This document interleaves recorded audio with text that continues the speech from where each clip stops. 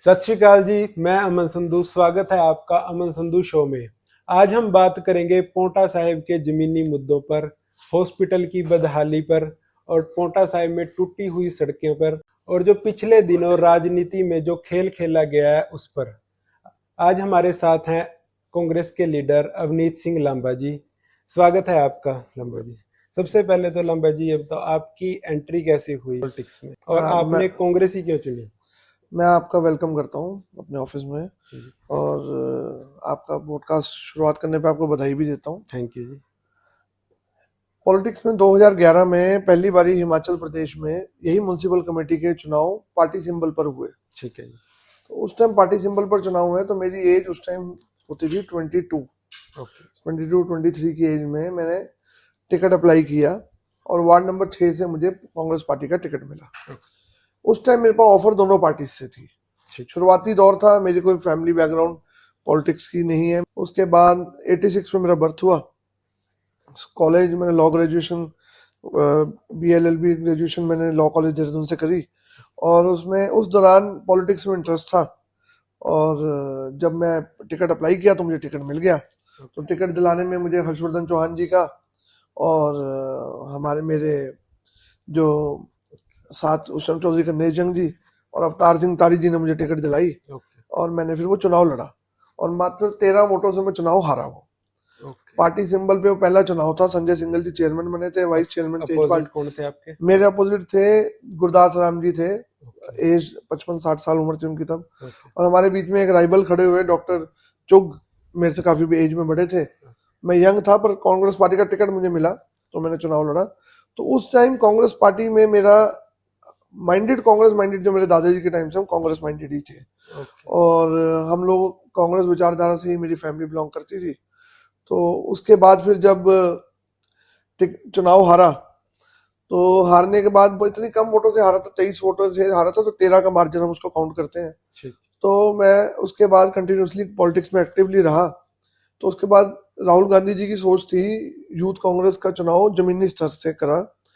तो विक्रमादित्य जी, जो शायद किसी को लोगों को लगता है कि मैं उनके साथ कैसे मेरी अटैचमेंट है, तो विक्रमादित्य जी ने यूथ कांग्रेस प्रेसिडेंट हिमाचल प्रदेश का चुनाव लड़ा और उन्हीं के पैनल से मैंने general secretary Lok Sabha Shimla minority का चुनाव लड़ा और वो चुनाव में जीता। और 2015 में फिर मैंने चुनाव लड़ा वो। और इस दौरान 2012 में चौधरी कन्हैया जंग जी जब इंडिपेंडेंट चुनाव लड़े तो हम सारी कांग्रेस उनके साथ लगे। उस टाइम हमने पार्टी का साथ नहीं दिया था, हम चौधरी कन्हैया जंग जी के साथ थे और हमने उनको विधायक बनाया और लोगों के साथ काम करे।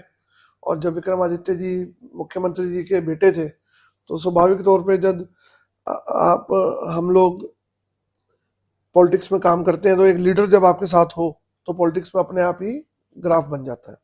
तो ये मेरा एक शॉर्ट में था कि मैं कैसे पॉलिटिक्स में आया और कैसे मैं एक राजघराने के नजदीक पहुंचा और क्या था। तो 2011 का और 2015 का मैंने उनके साथ यूथ कांग्रेस का चुनाव लड़ा, उन्हीं के पैनल से लड़ा। और पॉलिटिक्स कांग्रेस पार्टी मेरी विचारधारा मिलती कांग्रेस है तो इसलिए मैं कांग्रेस में।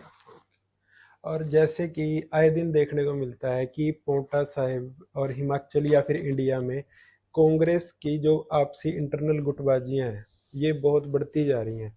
इसका रीजन क्या है और इस पे आप क्या समाधान हो सकता है इसका? आप एक बात देखो, आज बीजेपी के अंदर ऑलमोस्ट 70% वो लोग गए हैं जो कांग्रेस के लीडर होते थे। हाँ जी। बीजेपी की खुद का एस्टेब्लिशमेंट नहीं है। तभी वो जो आरएसएस विचारधारा के लोग हैं वो आज भी लीडर से अलग ऑपोजिट इसलिए चलते हैं क्योंकि कहीं ना कहीं वो लीडर की पृष्ठभूमि कांग्रेस से जुड़ी हुई होती है। और जो हमारी गुटबाजी की बात है, जब जनरेशन गैप आता है और जब जैसे मैं ही हूँ, अब मैं एमएलए बनने की ख्वाहिश रखता हूँ, तो जो पुराने लोग हैं वो हमें क्यों बनने देंगे, क्यों आगे आने देंगे? तो ये part and parcel of politics है, इसको गुटबाजी नहीं कहते।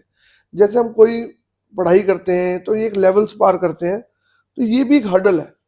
इस हर्डल को पार करना भी एक तरह से आप ये मानो कि पॉलिटिक्स ही है। और गुटबाजी कभी गुटबाजी नहीं होती। जब एक चीज की मंशा 2 या 2 से अधिक व्यक्ति रखेंगे तो गुटबाजी नहीं होती, वो हेल्दी कंपटीशन हो जाता है। लोगों की नजर में गुटबाजी हो जाती है। नहीं, जैसे हम देखते हैं कि बीजेपी का एक ही लीडर होता है ऊपर से जो ऑर्डर आता है वो एक लीडर करता है और आगे वो सारे वो मानते हैं। बट कांग्रेस में ये देखने को मिलता है नहीं, कि ऐसा नहीं है, मैं आपकी बात कर रहा हूँ। आप बीजेपी के एस्टेब्लिश लीडर, जब हमारे यहाँ पे एमएलए होता है, एक एमएलए अगर पार्टी का चुन के आ जाएगा तो लीडर वही होगा। ठीक है। हम 2003 के बाद हमारा एमएलए नहीं है, आज 2026 आ गई। 23 साल से सरदार रतन सिंह जी 1993 से 2003 तक रहे, तब तक वही एक लीडर थे। 2007 तक भी वो लीडर थे। जब 2007 में चौधरी कन्हैया जंग जी को टिकट मिली तो लीडर वो बने, फिर उनको लीडर माना। फिर एस्पिरेटेड लोग जो और चाहते थे कि नहीं हम भी बन सकते हैं, तो वो एक ग्रुपिज्म बनता चला जाता है। और बीजेपी के अंदर क्या है कि बीजेपी अभी आप लोगों ने अब देखी है पार्टी, तो अभी क्या उनके एस्टेब्लिश लीडर है, एस्टेब्लिश लीडर को भी हटा नहीं सकते।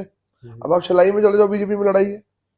ऐसे आप नाहन में बिंदल जी आए हैं बाहर से इंटरनली वहां लड़ाई है। तो जहां जहां पे लोग बीजेपी में हारे हुए हैं वहां उनकी गुटबाजी है, जहां हमारे हारे हुए हमारी गुटबाजी है। लांबा जी, जैसे हिमाचल में कांग्रेस की सरकार है और पोंटा साहिब के सिविल हॉस्पिटल पर आए दिन सवाल उठते हैं, ये रेफर सेंटर बनता जा रहा है, इस यहाँ के स्टाफ की प्रॉब्लम्स इतनी है, बदतमीजी करते हैं, आए दिन प्रॉब्लम्स आती हैं सामने, तो इस पर आपकी सरकार क्यों स्टेप कोई नहीं उठा रही है?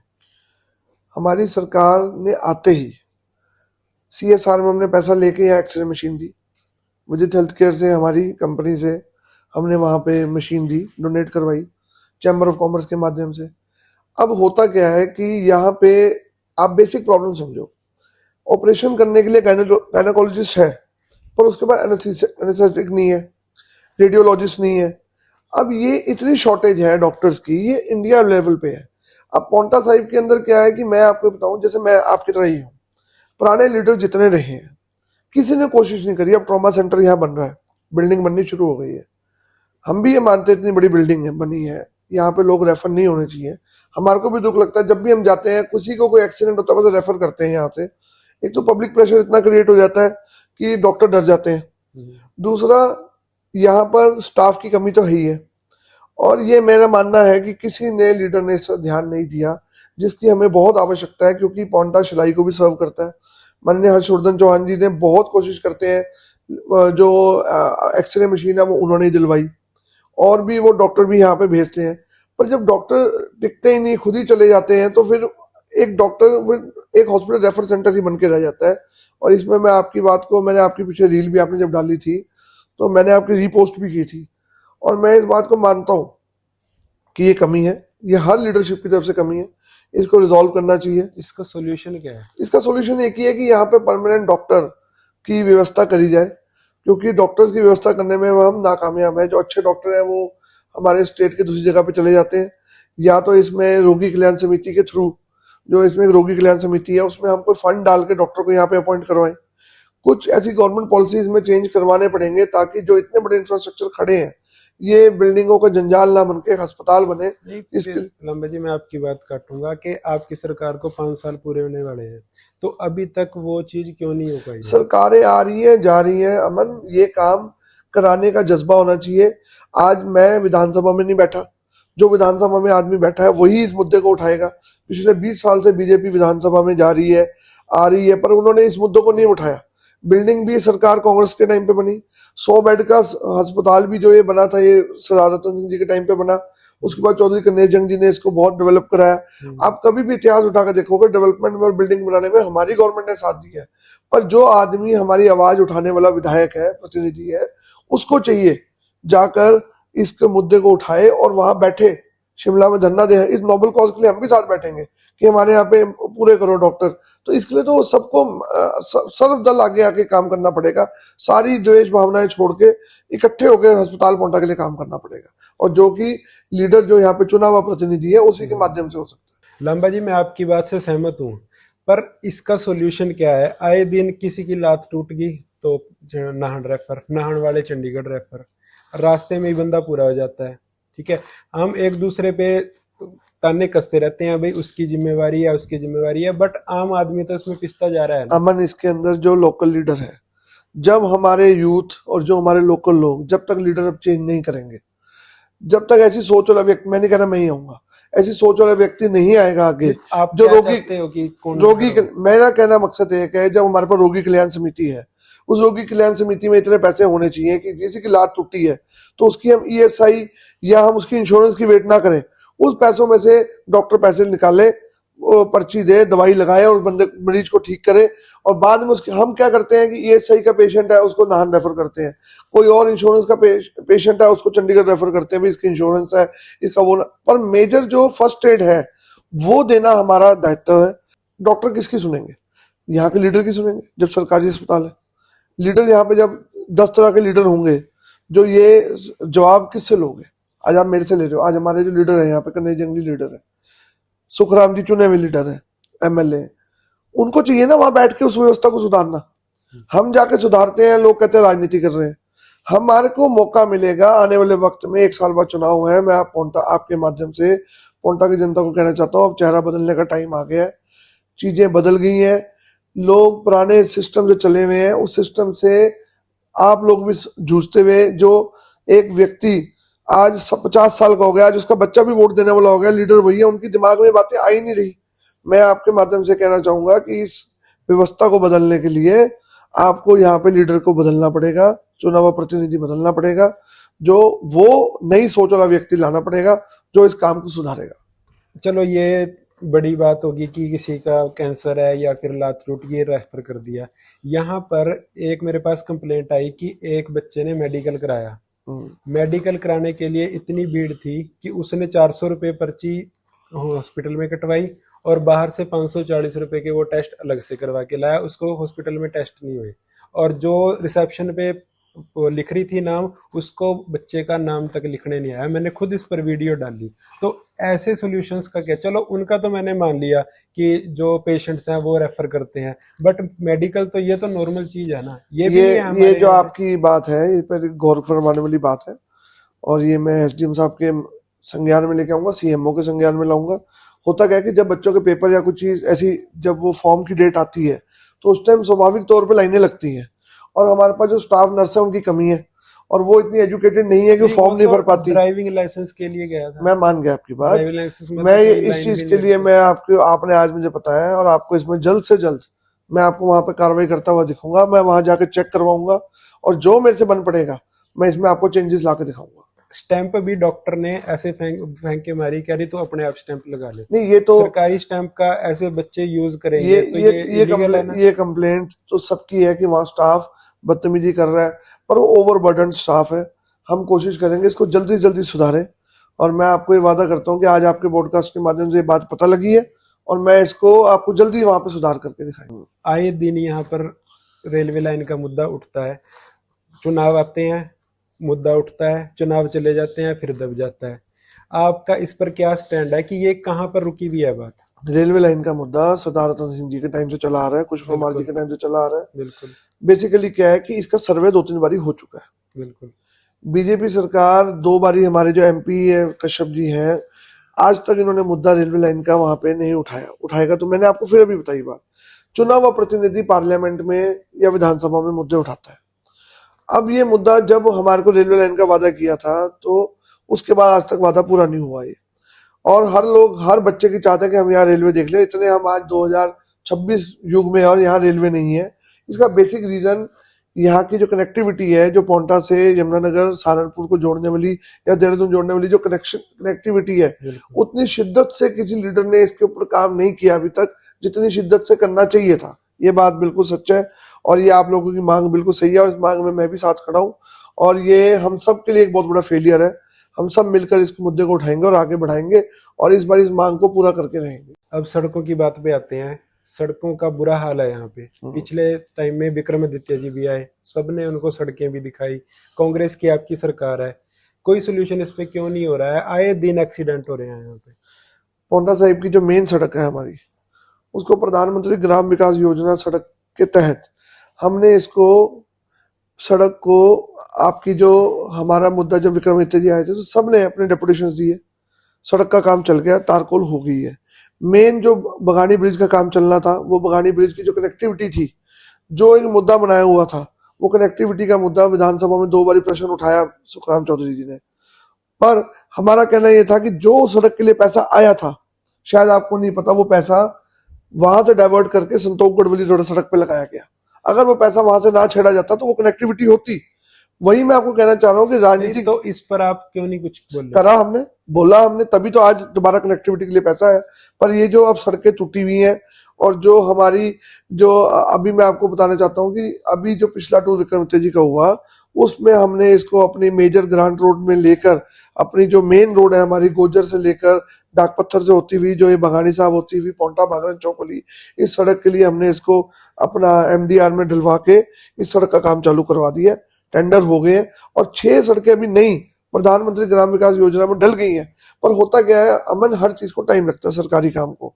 ये बात ठीक है कि हमारे यहाँ पे खड्डे भरने के तौर पे मिट्टी भर दी, तारकोल नहीं लगाया गया, वो कुछ चीजें कमियां, ओवर मानसून आया पिछले साल। एक बात काटूंगा, मैंने पिछले टाइम में वीडियो डाली, एक जगह खड़े होके मैंने वीडियो डाली, मैंने खड्डे दिखाए, क्या किया उस जगह कोई मिट्टी भर के चले गए, पीछे भी कुछ नहीं किया और आगे भी कुछ नहीं किया। ये बेसिकली क्या है, कुछ सड़कें हमारी ऐसी हैं जो एनएच में आती हैं, कुछ सड़कें पीडब्ल्यूडी की हैं। जो पीडब्ल्यूडी की सड़क है उसकी रिपेयर एंड मेंटेनेंस का कॉन्ट्रैक्ट उसी ठेकेदार के पास होता है जो बनाता है। कई ठेकेदार ब्लैकलिस्ट भी किए गए और कई ठेकेदार अब रिपेयर भी कर रहे हैं उसकी। और मॉनसून इतना ज्यादा आया पिछली बारी और लीडरलेस होने की वजह से, देखो मैं आपको ये बात बार बार कह रहा हूँ, हमारे पोंटा में इतना ज्यादा ऑफिसरों ने अपनी मनमानी करी है पिछले दिनों में क्योंकि उनको जवाबदेही थी नहीं और उन्होंने काम नहीं करे। तो हमने अब अच्छे ऑफिसर लाके बिठाए हैं और वो आपके ये जो सड़कों वाला जो सोल्यूशन है आपका, ये बरसातों के बाद आपको मिल जाएगा। क्योंकि साल में जो विंटर सीजन आता है तब तारकोलिंग नहीं होती, तारकोल का एक परफेक्ट सीजन होता है और मेजर सड़कों के हमने टेंडर किए हुए हैं। अभी युद्ध की वजह से तारकोल के दाम बढ़ गए, जिसकी वजह से जो पुराने कॉन्ट्रैक्ट हुए हुए हैं उसमें अब लोगों को ये बेसिक बात है, अब युद्ध हुआ, तेल का रेट बढ़ा, तारकोल का बढ़ गया। ठेकेदार ने जो सड़क का रेट लिया है उस रेट में आज तारकोल का काम नहीं हो सकता, सरकार को उसमें जल्दी करनी चाहिए। अब सरकार ने मांगी हुई है इसकी परमिशन सेंटर से, तो वो उन चीजों में जो पेपर वर्क में टाइम लग रहा है, आम जनता उसमें त्रस्त होती है और हमें जवाब देना पड़ता है। मैं मान गया जी आपकी बात, पर जब तक तारकोल का कोई सोल्यूशन नहीं होता कम से कम पैच वर्क तो हो सकता है। मेरा बेसिक मुद्दा जो अमन यहाँ का है वो है ओवरलोड माइनिंग के जो टिप्पर चल रहे हैं जो लोगों को सांस नहीं लेने दे रहे। उस मुद्दे में मैं बिल्कुल लोगों के साथ जुड़ के, देवीनगर वालों के मैं साथ हूँ, इधर बांगरा रोड वालों के साथ हूँ। कितने लोग वालों के इतने मेरे पास वो कह रहे हैं हम खाने के नाम पे मिट्टी खा रहे हैं। बिल्कुल ठीक बोल रहे हैं, इतनी ज्यादा मिट्टी डंपर चल रहे हैं, चलो वो चल रहे हैं, उन्होंने अपना काम करना है, ठीक है, बट हम उस पे क्या कर रहे हैं? हमने टाइमिंग फिक्स कराई। पर अब जो ये माइनिंग का काम है, माइनिंग के काम में डंपरों का जो, आज मैं पुलिस प्रशासन को यहाँ पे बधाई देता हूँ, उन्होंने पीछे भी अभी डंपरों को रोक कर, अब वो कई लोग वीडियो बनाते हैं कि नंबर प्लेट नहीं है, कभी कुछ नहीं है, हर चीज को पुलिस चेक करती है, कोई मिली भगत नहीं होती। पर यहाँ पे माइनिंग एक सोर्स ऑफ इनकम है, आप उसको बंद नहीं कर सकते। सड़क पे चलने का राइट आपका भी है, ट्रैक्टर का भी है, ट्रक का भी है, ट्रॉले का भी है, पर जो चलाने वाला है उसको इतना ज्ञान होना चाहिए कि जिस रास्ते से वो जा रहा है किसी बच्चे को ना हट करे। और ये माइनिंग वाले ट्रक अपनी मर्जी से चलते हैं। देवीनगर वालों का जो बात है बिल्कुल सच्ची बात है, वो मिट्टी ही खा रहे हैं और इसके लिए अगर ऑल्टरनेट रूट नहीं बनेगा तो वहां के लोगों के लिए सर्वाइव करना बहुत मुश्किल है। इस मामले को मैं भी उठाता हूँ और मैं उन लोगों को भी आज मैं आपके माध्यम से कहता हूँ कि आप कहीं भी इकट्ठे हों, पार्टी लेवल से उठकर हम आपके साथ इकट्ठे होंगे और बंद करना पड़ा उस एरिया को बंद करवाएंगे, वो ऑल्टरनेट रूट जब तक नहीं चलता। क्योंकि हर लीडर का यहाँ पे माइनिंग से कोई ना कोई जुड़ाव है और कोई इसमें कोई टाइम ना मदद करता है ना इसमें कोई आगे बढ़ता है, इसलिए सब चुप कर जाते हैं। तो अगर किसी को, मैं आपके माध्यम से पोंटा की पब्लिक को ये कहता हूँ कि अगर जहां झूठ पड़े मुझे बुलाओ, हम बैठेंगे सड़क पे, जहां पे अगर नहीं कोई सोल्यूशन निकलता। वैसे तो डीसी ने, एसडीएम ने और हमारे प्रशासन ने टाइमिंग फिक्स करी है, सब कुछ चल रहा है ठीक, पर फिर भी किसी को अगर लग रहा है कि ये ठीक नहीं हो रहा तो जहां लोग इकट्ठे होंगे मैं साथ दूंगा। बट सर अभी भी एक गाड़ी के नंबर पे 4-4 ट्रक, कहीं बिना ट्रक के, किसी पे सीमेंट लगा होता है नंबर पे, इनका क्या करते हैं? इनका यही इलाज है कि एक तो जो पुलिस को हमने, वैसे अभी पिछले दिनों में भी एक हुआ था यहाँ पे केस, तो उसके बाद भी पुलिस तर्क हुई थी। अब पुलिस को और बोला भी मुस्तैदी से काम करो भाई, देखो इसमें कैसे, क्योंकि किसी की जान कीमती है, कोई ट्रक का नंबर ही नहीं पता लगेगा तो क्या होगा। और ये कि इनकी स्पीड लिमिट तय होनी चाहिए, बिल्कुल 80, ये इस रोड पे कम से कम 100 80 की स्पीड पे जाते हैं। ये रात को बेलगाम घूमते हैं, मैं खुद कह रहा हूँ, इसका जल्दी जल्दी कोई रास्ता निकालते हैं। इसके लिए कोई आंदोलन भी करना पड़ा तो करेंगे और इससे तो मुक्त कराएंगे पोंटा को। ये मेरी भी एक आपसे है कि चाहे मुझे पार्टी लेवल से उठ के काम करना पड़े, माइनिंग के ट्रकों को रोकने के लिए, पोंटा के लोगों का साथ देने के लिए मैं उनके साथ खड़ा होने को तैयार हूँ। पिछले समय में मंडल अध्यक्ष बने थे हरप्रीत जी, तो उसमें आपकी नाराजगी देखने को मिली थी। उसमें दो गुटबाजियां बनी थी, एक पार्टी उनकी, एक पार्टी आपकी। अलग अलग मीटिंग्स भी हुई, ऊपर लेवल तक बात गई। तो इसमें हम आगे क्या सोचते हैं, अभी कांग्रेस कुछ कर पाएगी या नहीं? नहीं, ऐसा नहीं है। हम बिल्कुल क्योंकि हम आपस में ही इकट्ठे नहीं है, तो हम दूसरों को क्या मैसेज दें? वो जिस टाइम एकदम जो आनंद फानन में डिसीजन आया था, उस पे हमने जो प्रतिक्रिया दी, हमने अपनी हाईकमांड को अपनी नाराजगी जाहिर करी और उनको बताया। और जो मीटिंग हमने करी थी, वो मीटिंग हमने ऐसे नहीं करी थी, हमने रेस्ट हाउस के कमरे में बंद दरवाजे की मीटिंग रखी थी। वो मीटिंग कई दिन बाद हुई तो लोग ज्यादा आ गए, और वो ज्यादा आने की वजह से हम रेस्ट हाउस में नीचे उतर के बाहर बैठे, लोगों ने विरोध किया। जब माइक लोगों को मिल जाता है, लोग विरोध कर देते हैं। हमारा विरोध सिर्फ इतना था कि हम एक विचारधारा की लड़ाई है, विचारधारा की लड़ाई में हमारे विचार में गलत, वो डिसीजन हमारे लिए गलत लगा हमें। हालांकि हमारा भी वो कहने का जो तरीका था, वो उसमें हो सकता है कोई गलती रही हो, पर हमने हाईकमांड से बात करी, हाईकमांड ने हमारी बात सुनी। पर उस पे मैं कहता हूँ कि वो आपका इंटरनल मैटर है, वो बाहर क्यों बात आई? वो ऐसे धरने क्यों लगे, कहीं पार्क में बैठे हैं सारे इकट्ठे, आपकी अलग मीटिंग हो रही है, मीडिया पर बात आ रही है, कि लोगों पर क्या मैसेज जाएगा इस चीज? नहीं, पर उसके लिए उसके बाद हम इकट्ठे होकर चुनाव लड़े। आगे हम जो हमने आपके जितने चुनाव आगे हुए, अभी आज पीछे देखने को मिला है कि एक सीट, बाटा वाली सीट पर कांग्रेस के ही 2 प्रतिनिधि हुए। नहीं, उसमें तो सरासर सरदार तपिंदर सिंह जी ने पहले तैयारी की हुई थी। 2 महीने से 3 महीने से सरदार तपिंदर सिंह जी वहां तैयारी कर रहे थे, और सिमरत जी को उन्होंने 3-4 बारी पूछा लड़ने से पहले, और सिमरत जी ने उनको बोला कि मैं तेरे साथ हूँ। ऑल ऑफ अ सडन क्या हुआ हमें नहीं पता लगा, कि नाम जब डिक्लेयर हुआ तो सिमरत जी का हुआ। तब तक तपिंदर जी इतने आगे निकल चुके थे कि वो पीछे नहीं हटे, और वो सीट हमने गवाई। ये बात बिल्कुल ठीक है कि हमारी गुटबाजी में एक साइड हम 6,000 ले रहे, एक साइड हम 5,000 ले, और जीतने वाला 7-8 हजार से जीता। और अगर वही वोट हमारी इकट्ठी होती है, बिल्कुल आपकी तो बात कितने लेवल से बिल्कुल आपकी बात ठीक है। हम बिल्कुल वो जीती हुई सीट हारे हैं। अगर आप देखो तो पोंटा साहिब के अंदर 4 जिला परिषद की सीटों में एक में रिकेश जंग जीता, एक में खत्री जी जीते, एक में शिवानी मेहरा जो जीती वो इंडिपेंडेंट जीती, और चौथा जो ये सीट हम हारे हैं, अगर टोटल करो तो वोट वैल्यू में हमने बहुत ज्यादा वोट लिए। अगर आप चारों सीटों का आकलन करो तो बीजेपी चारों सीटों पे हारी है। हालांकि यही एक ऐसा चुनाव है जो एमएलए वर्सेस होता है, जिसमें एमएलए वोट जैसे कास्ट की जाती है, उससे पार्टी लेवल पे वोट मांगी जाती है। तो अगर हम इस वोट का टोटल करें तो कहना बिल्कुल ठीक है कि हम कांग्रेस यहाँ बहुत मजबूत है, पर जो ये हमारी गुटबाजी की वजह से काम खराब है। मैं आपको इतना आश्वासन दे सकता हूँ कि हमारी तरफ से गुटबाजी नहीं होगी, क्योंकि मेरी चौधरी कन्हैया जंग जी से बात हुई, मैंने उनको बोला कि आप लीडर हैं, आप चलिए आगे, पार्टी हाईकमांड जिसको टिकट देगी हम उसके साथ चलेंगे। हरप्रीत भाई आज मंडल अध्यक्ष बने हुए हैं, अब पार्टी ने उनको बनाया है, हमारा कोई विरोध नहीं है, अभी हम साथ चले हुए हैं, और हम साथ मिलके ही अब टिकट तक जिसको टिकट देंगे। साथ तो चले हैं, बट उस सीट पे क्यों ऊपर से कोई वो नहीं आया कि एक बंदा बैठ जाए? एक्चुअली ये इलेक्शन जो होते हैं ना, 3 टायर सिस्टम इलेक्शन, इस इलेक्शन में पार्टी सिंबल नहीं होता। और ये भी सुनने में आया कि उनको फिर ऊपर से झाड़ भी मिली है। नहीं, झाड़ ऐसा नहीं होता। पार्टी में कोई भी गलत काम करता है झाड़ पड़ती है, चाहे मैं भी हूँ चाहे कोई हो, ऊपर सीनियर लीडरशिप तो होती है, हम जवाबदेही हमारी किसी ना किसी को तो होती है। पर जो इस इलेक्शन में हुआ, ये हिमाचल प्रदेश के अधिकतर कॉन्स्टिट्यूएंसीज में ऐसा हुआ जहां पर हमारी पार्टी के 2 प्रतिनिधि लड़े, हम उनको नहीं, क्योंकि आप किसी को ये युद्ध में ये नहीं कह सकते कि तू कमजोर है और तू जीतने वाला है, क्योंकि कोई नहीं अपने आप को कमजोर मानता, वो तो रिजल्ट के बाद ही मानते हैं सारे अपने आप को कमजोर। या तो हमने तो उस इलेक्शन में, कन्हैया जंग जी भी हो चाहे मैं भी हूँ, हम सब साइलेंट हुए। हमने पब्लिक पे छोड़ा और उन पे छोड़ दिया, क्योंकि पार्टी सिंबल पे चुनाव नहीं था। इसलिए उसमें जो लास्ट में डिसीजन आया जनता ने दिया, और हमें खुद देखकर लगा कि हम इतनी आगे थे, अगर हम इकट्ठे लड़ते, एक बंदा लड़ता तो अब जो होता है इलेक्शन, ये part and parcel of election है। मैंने आपको शुरू में भी बताया, ये एक पार्ट एंड पार्सल है, इसमें हमें रखना पड़ता है। जो आप ये कहना चाह रहे हो ना कि गुटबाजी है, गुटबाजी भी हेल्दी कंपटीशन है, मैं आपको बार बार कह रहा हूँ। नहीं तो आज आपको कैसे पता लगता कि हमारी वहां डबल वोट ज्यादा थी।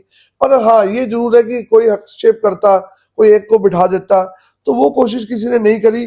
चौधरी कन्हैया जी ने कोशिश करी सिमरत जी को बोलने की, मैंने भी कोशिश करी, क्योंकि तपिंदर जी कहते थे मैं तैयारी कर चुका हूँ।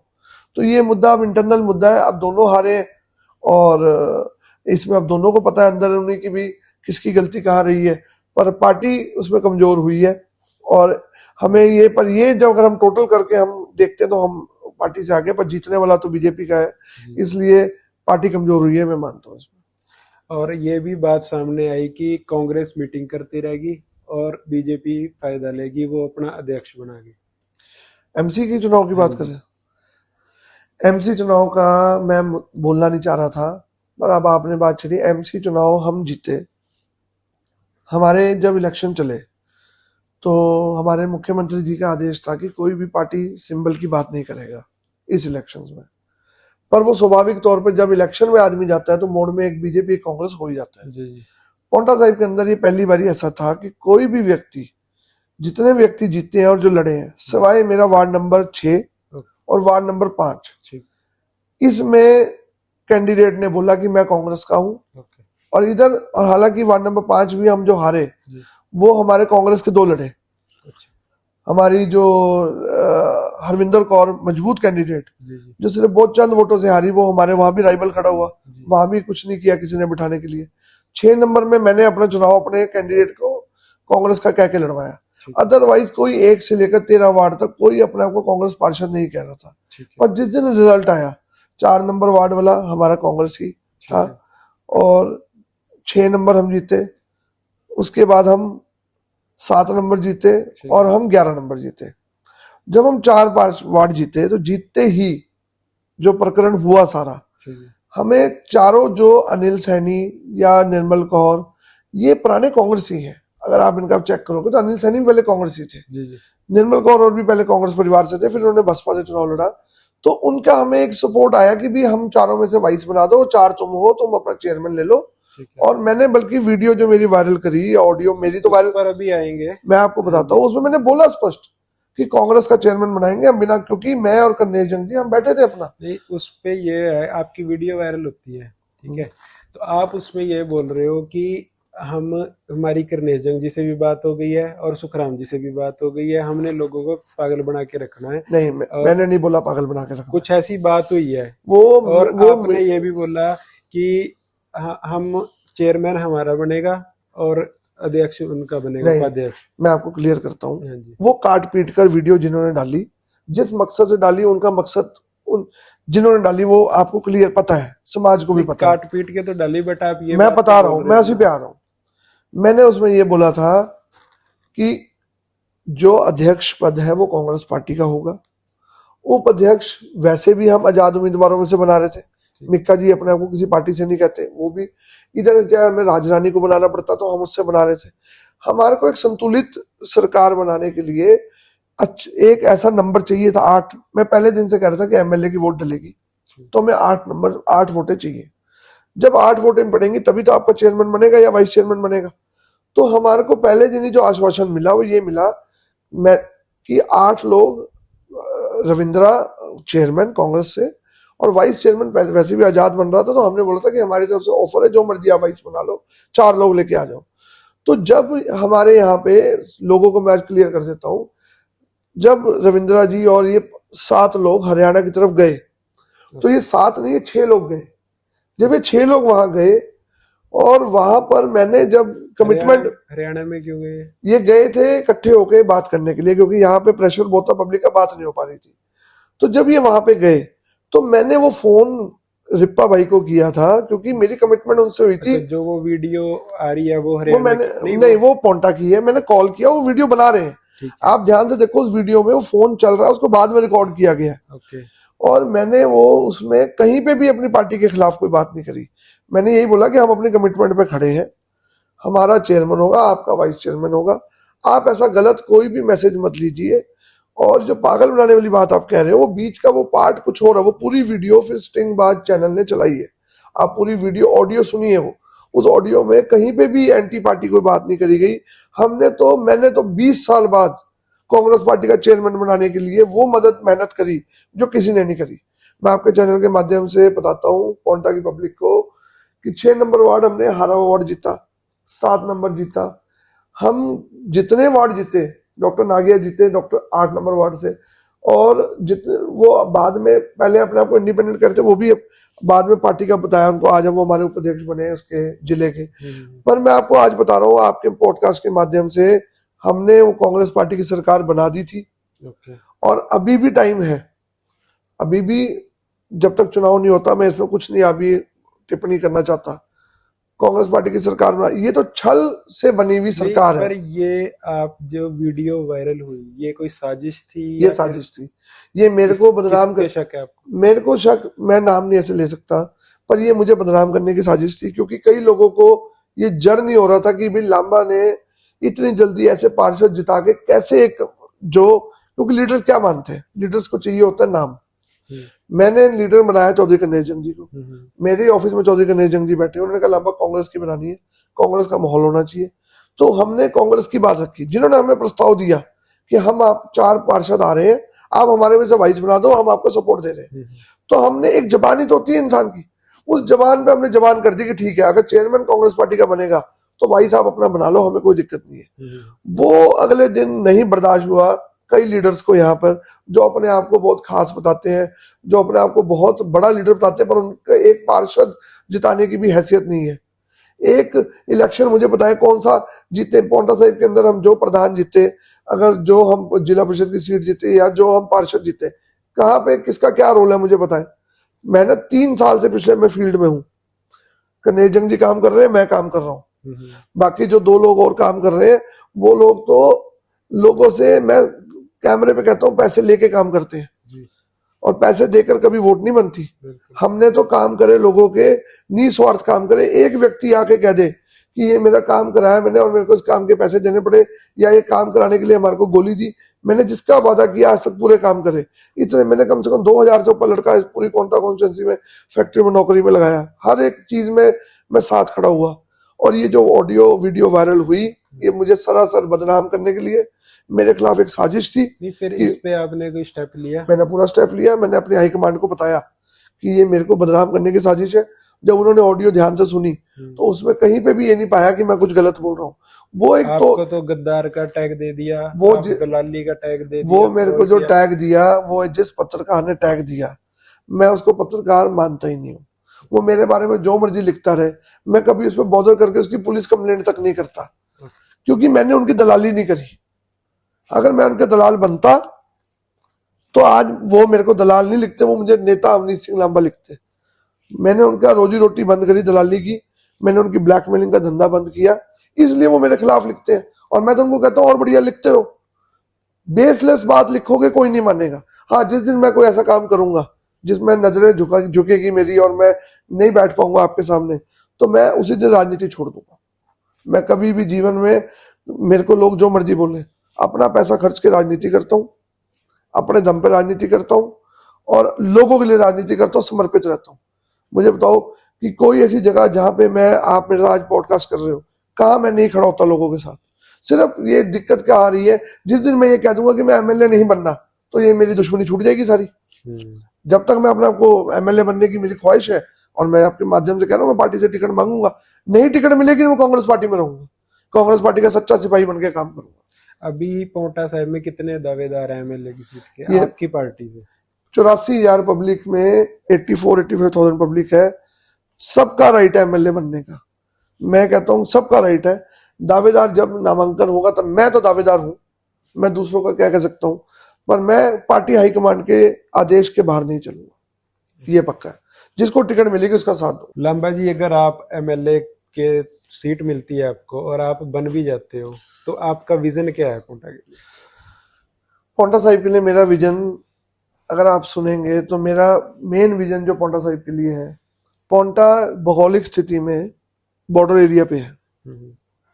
हमारे यहाँ पर एक तो पिछले, मैं आपकी बात काटूंगा, बॉर्डर एरिया से याद आया कि हमारा पौंटा साहिब बॉर्डर एरिया है और यहाँ नशे का कितना देखने को आ रहा है। वही बातें बता रहा हूँ। आपने विजन पूछा, मैं आपको बताता हूँ।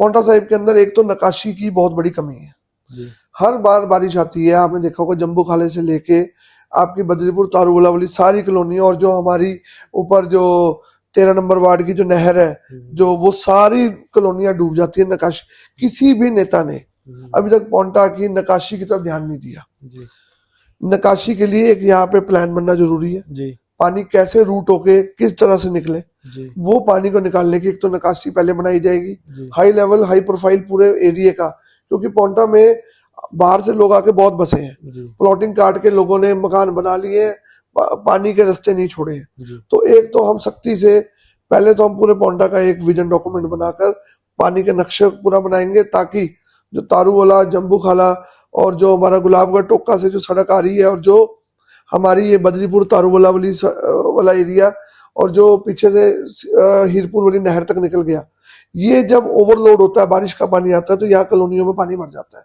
एक तो मेरा सबसे बड़ा विजन होगा कि मैं इसका प्रॉपर ड्रेनेज प्लान बनाकर पोंटा का ड्रेनेज को फिट करेंगे।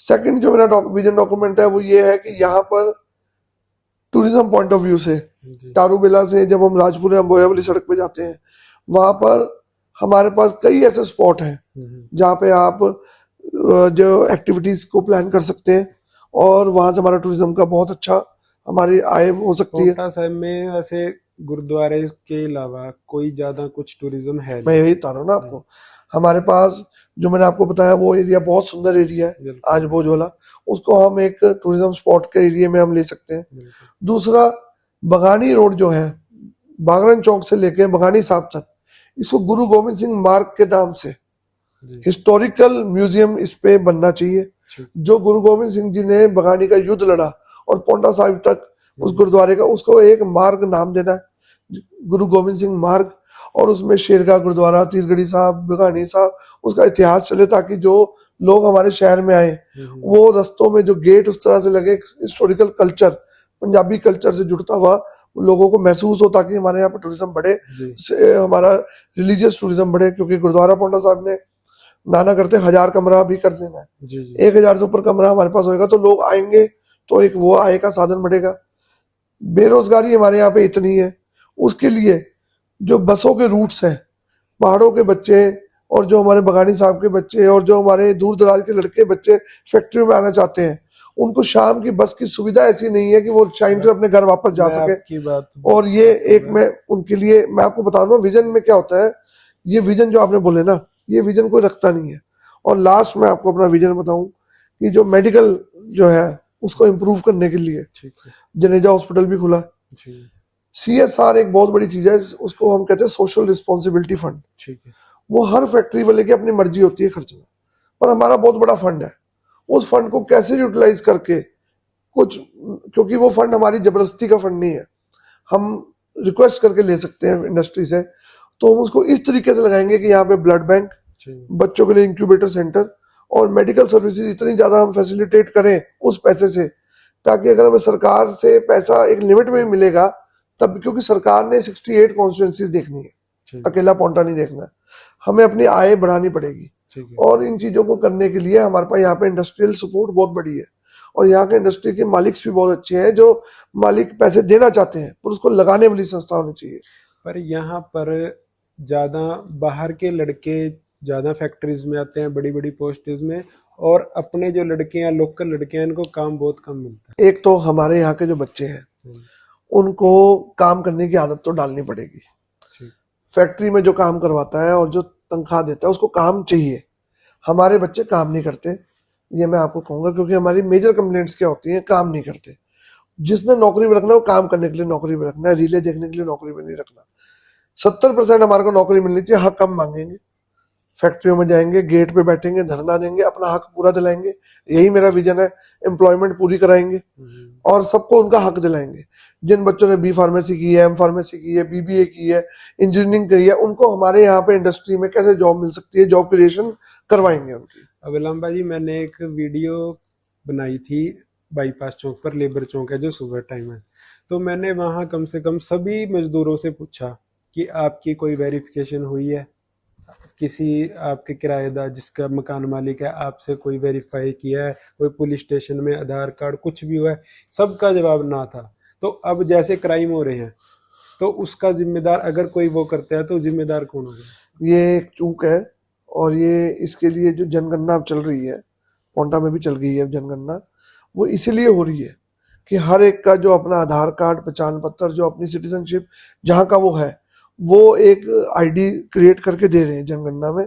तो वो मुझे लगता है कि जैसे पूरे देश में हो जाएगी, क्योंकि जिस हिसाब से हमारी पॉपुलेशन है और जिस हिसाब से हमारे पास स्टाफ है ग्राउंड पे, इट्स वेरी डिफिकल्ट कि अगर पोंटा में 1000 बिहारी आ रहे हैं या और लोग आ रहे हैं दिहाड़ी मजदूर वाले जो और रह रहे हैं, तो सबका हक है, हिंदुस्तान है, कोई भी कहीं भी रह सकता है।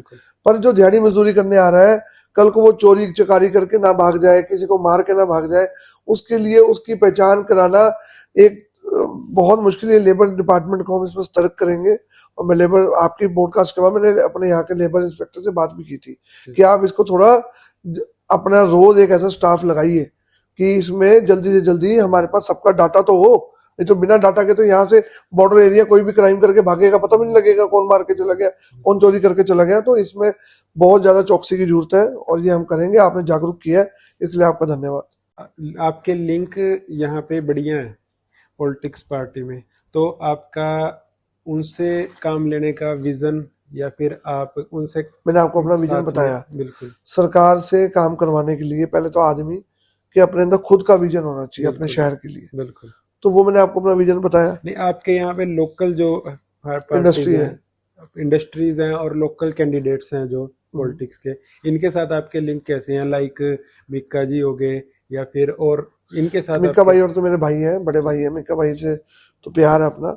और कई चीजें ऐसी होती है जब आदमी बन जाता है, जैसे मैंने आपको बताया कि जब शुरू में उनके 4 लोगों ने हमें समर्थन दिया, तो उसमें हमने उनमें से, उन्होंने बोला कि हम 4 लाएंगे, तो 4 हम थे।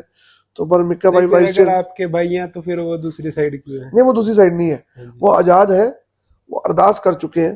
ठीक है। वो एज अ सिख अगर मैं भी कहीं बैठ के कसम खा के अरदास करूंगा तो शायद, पर मैंने उनको बोला कि आपसे छल से अरदास कराई है, ये छल से बनी हुई कमेटी है।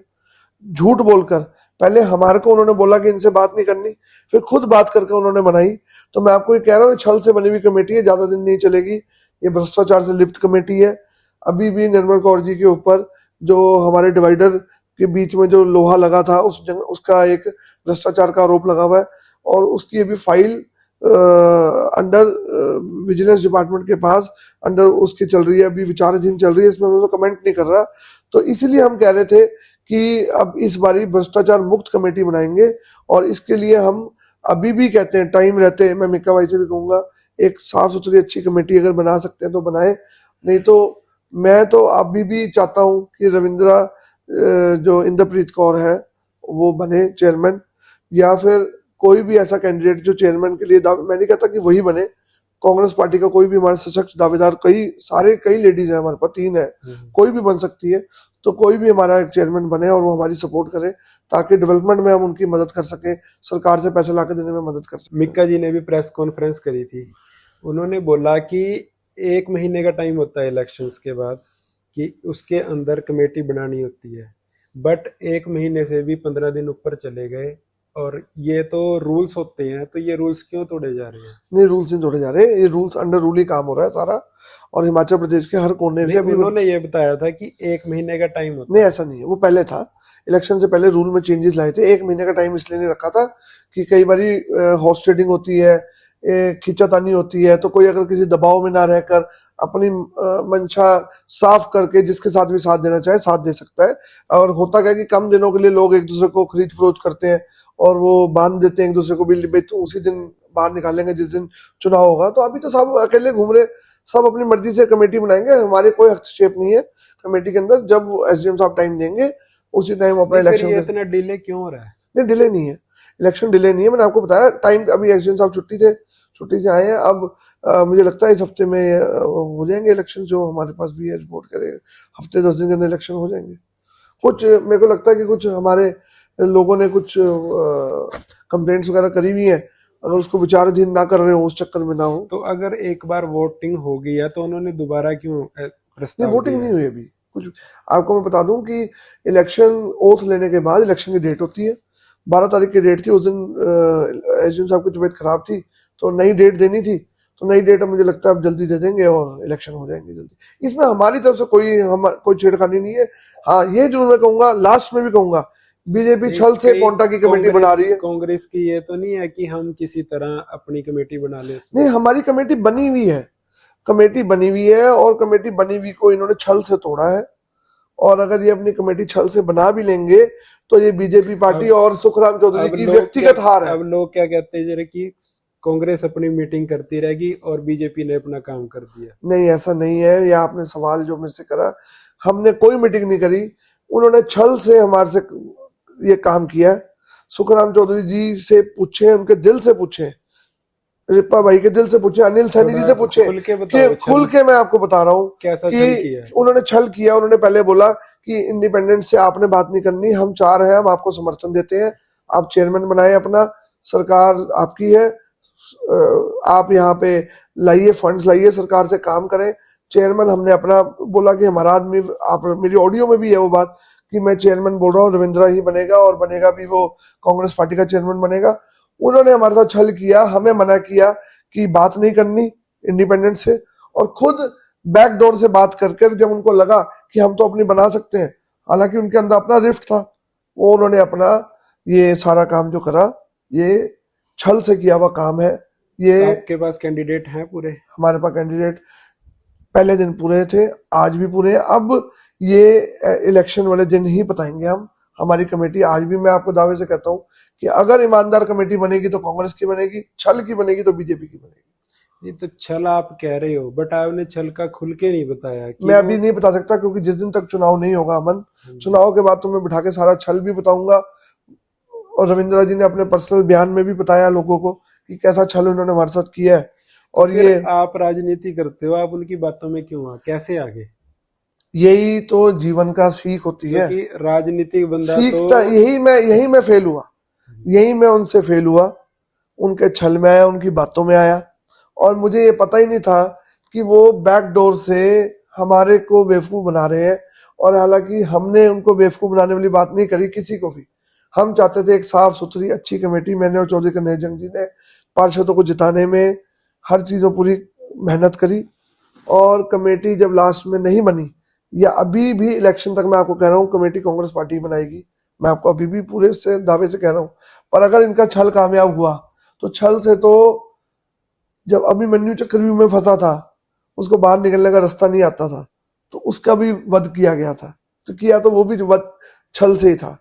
तो अगर ये अपने आप को छल से बनाकर अपने अकेले बैठकर नहीं खुश हो सकते, हाँ पब्लिकली जरूर खुश हो जाएंगे कि हमने बनाई, पर जब अकेले में आत्मचिंतन करेंगे तो इनको समझ आएगी कि इन्होंने झूठ बोलकर छल किया। और मैं आपको बता रहा हूँ कि जो छल सुखराम चौधरी जी ने पंजाबी लोगों के साथ किया है, पंजाबी बिरादरी के लोगों, जो हमारे मार्केट में लोगों के साथ किया है बोलकर, वो क्या किया कि इन्होंने छल किया। हमारे को बोला कि जब हमने बोला कि हमारा चेयरमैन बन गया, और उन्होंने बैठ के बोला कि हमारा वाइस चेयरमैन राजरानी, हमारा कॉम्प्रोमाइज जो हुआ, और उसके बाद उन्होंने वो कॉम्प्रोमाइज तोड़कर अपने आप अपनी कमेटी बनाई, तो वो कहीं ना कहीं जब इलेक्शन आगे आएंगे उनको उसका खमियाजा भुगतना पड़ेगा। आज तक बीजेपी झूठ की राजनीति करती आई है, और इस बार पोंटा में भी उन्होंने झूठ दिखा दिया। पर इनके झूठ से कांग्रेस तो फेल हो रही है ना? नहीं, ऐसा नहीं है। अभी आप देखो इलेक्शन आ रहे हैं, इलेक्शन होगा तो रिजल्ट हमारे फेवर में ही आएगा। ठीक है, मैं तो ये दावे से कह सकता हूँ। ठीक है। तो अब आगे विश्वास करोगे किसी पे? नहीं, आगे बीजेपी वालों पे तो कभी विश्वास नहीं करेंगे, और ये भी नहीं सोचेंगे कि भाई ये हमारे कभी हो सकते हैं। ठीक है। ये थे अवनीत सिंह लांबा जी, कांग्रेस के नेता। हमने बेबाकी से इनसे सवाल किए, पोंटा साहिब के मुद्दे भी उठाए, और जो इनकी ऑडियो वायरल हुई थी उस पे भी इनका स्पष्टीकरण लिया। जल्दी ही मिलते हैं पोंटा के नए मुद्दों के साथ और नए नेताओं के साथ। अगर आपको ये पॉडकास्ट अच्छा लगा तो सब्सक्राइब जरूर करना और हमें फॉलो जरूर करना। धन्यवाद।